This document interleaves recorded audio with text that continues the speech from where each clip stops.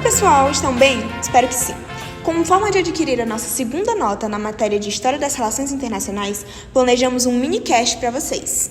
E nesse episódio em específico, vamos abordar um assunto voltado para a Guerra Fria, mas no seguinte eixo: a América Latina e sua cultura no contexto pós-Guerra Fria.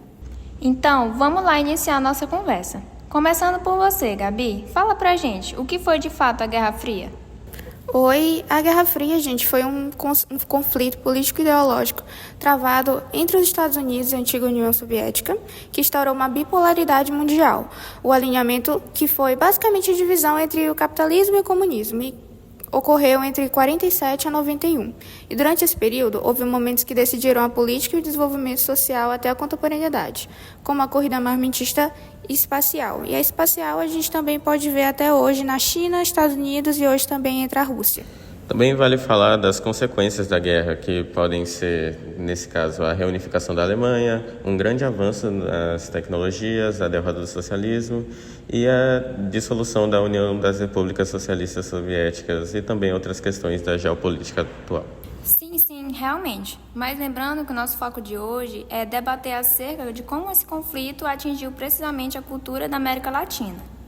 Pois é, pessoal. É cabível comentar também que os Estados Unidos e o próprio capitalismo em si não estavam muito preocupados com a América Latina. Afinal, os entraves com a Europa e a Ásia eram muito mais agravantes, comprometedores e agressivos para o regime que estava vigente. Porém, em 59, a Revolução Cubana muda a ótica americana sobre a América Latina. A ilha, localizada no Mar do Caribe, surpreendeu o mundo inteiro na época pela sua ousadia ao juntar-se à União Soviética. No caso da Revolução Cubana e o governo de Fidel Castro, eles colaboraram também para o aumento da vigilância na América Latina, a criação da Aliança para o Progresso instituída por Washington e na intenção de frear as possíveis alternativas socialistas que estavam sendo vigentes na época.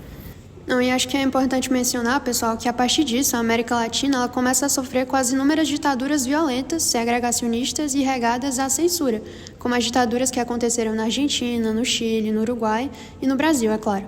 Ditaduras essas ocorridas especificamente porque a ordem internacional começa a enfraquecer e perder a estabilidade com a Guerra Fria.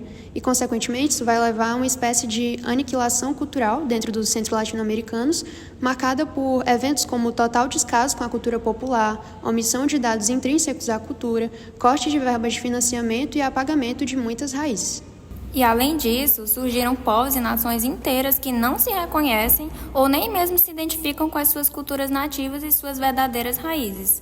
E em casos até mais sérios, pessoal, populações e nichos sociais inteiros que têm aversão à sua própria raiz cultural. Popularmente, hoje em dia, chamamos de síndrome de vira-lata, enaltecer a cultura estrangeira, especialmente a americana e a europeia, e desprezar as próprias raízes culturais. Afinal, o que seria mais poderoso, como propaganda política e social, do que uma admiração quase que inata vindo de estrangeiros leigos e alienados? É quase que imensurável quanto que a ausência desse pertencimento sociocultural aflige as sociedades latino-americanas.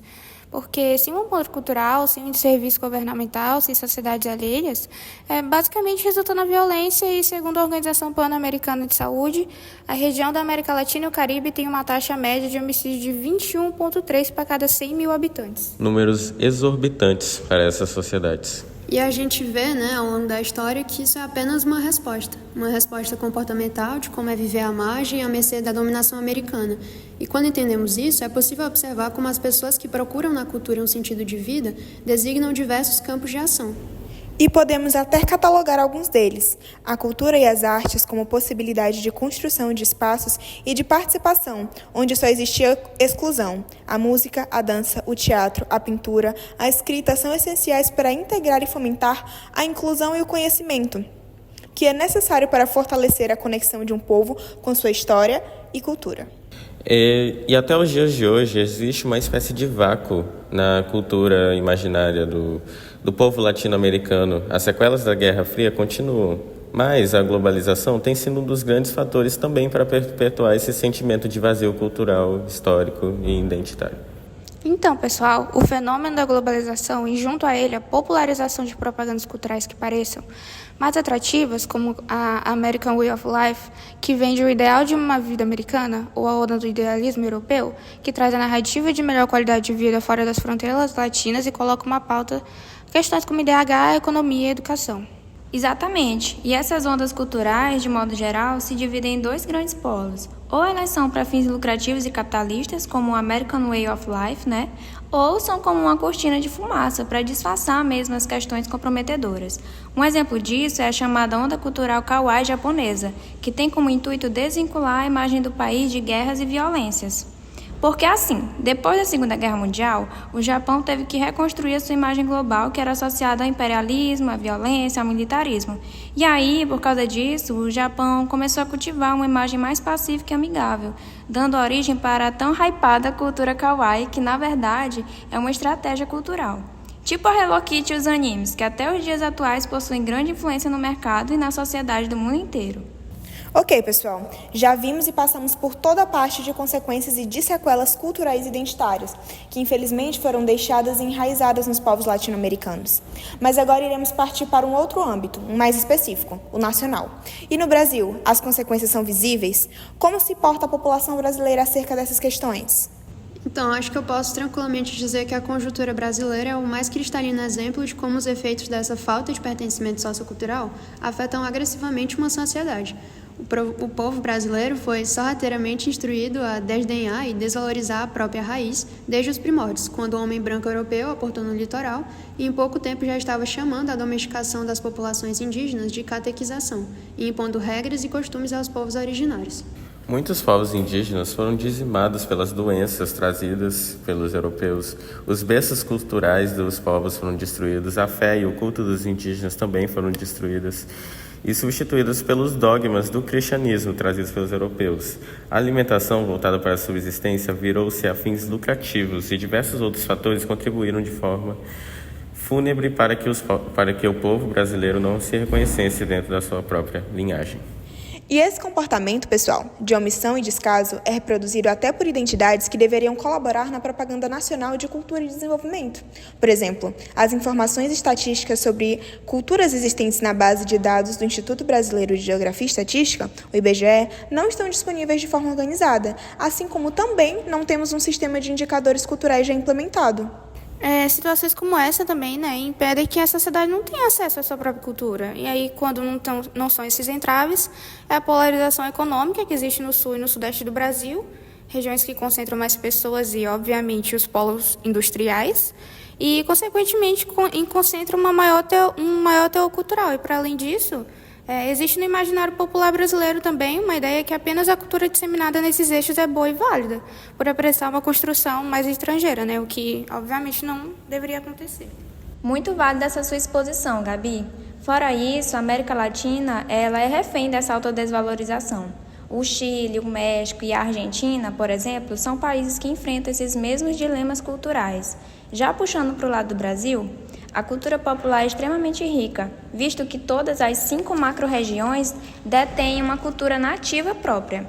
Por exemplo, as regiões do Norte e Nordeste, elas concentram um eixo cultural enorme, com diversidade em vários âmbitos, como a alimentação, o culto e o credo, manifestação religiosa, além das suas individualidades na música, com ritmos e danças festivas próprias.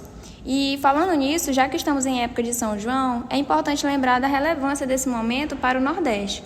É um momento de resistência cultural, no qual o Nordeste reafirma sua riqueza cultural através de religiosidade, tradição rural, culinária, música e principalmente a sua identidade regional. E essa cultura, que apesar de ser muito rica e contribuir positivamente para o meio social, é desvalorizada e posta à prova constantemente. A exemplo disso, eu posso citar como a derrota do socialismo e a vitória estrondosa do capitalismo no fim da Guerra Fria contribuiu para o crescimento exacerbado em grande parte dos latino-americanos de um sentimento de que o que é realmente bom vem de fora e está lá fora. E hoje em dia, o brasileiro luta constantemente e diariamente entre querer ser americano, mas não querer ser latino-americano. A indústria cinematográfica brasileira, por exemplo, tem ganhado reconhecimento internacional. O longa-metragem Eu Ainda Estou Aqui ganhou prêmios internacionais mundo afora, e só assim foi que o cidadão brasileiro enxergou parcialmente a potência cultural do país. Ou seja, para que uma manifestação cultural tenha aprovação internacional e que, consequentemente, um brasileiro também consiga aprovar essa cultura, ela precisa essa dependência que se reflete na América Latina toda quando o cantor porto-riquenho Bad Bunny ganhou visibilidade internacional.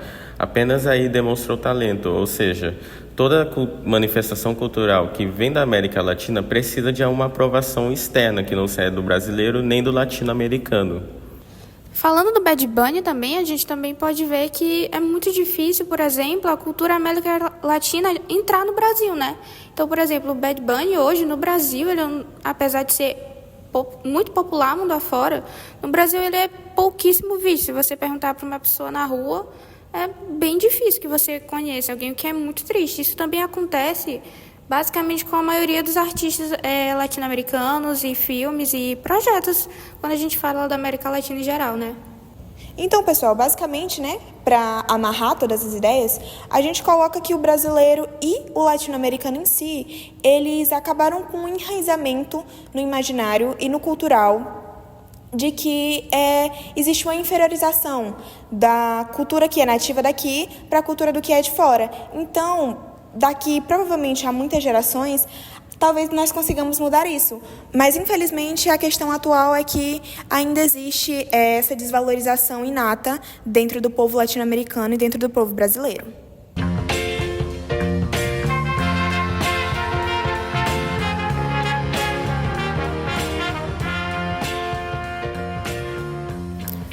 Bom, pessoal, nosso debate foi esse. Obrigada. Esperamos que tenham gostado da nossa exposição.